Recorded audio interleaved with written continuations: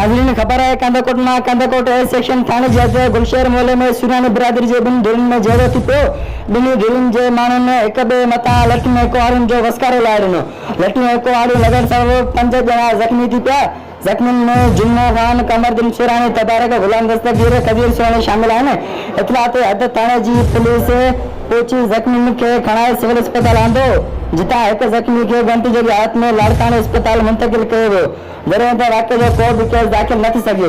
ॿिए तरफ़ कंदाकोट C section थाणे जज ॻोठ शाह मुराद गाॾोई बिरादरी जे ॿिनि धुरिन में पुराणी तकरार था जहिड़ो फायरिंग गोली लॻण सां 3 ॿार अब्दुर रहमान रहमतुल्ला मची गारे सख्त ज़ख़्मी थी पिया।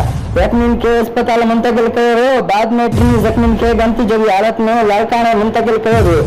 वाक़े जो केस दाख़िल न थी सघियो। हर वक़्तु आगाह रहण लाइ ॾिसंदा रहो JTN वेब न्यूज़।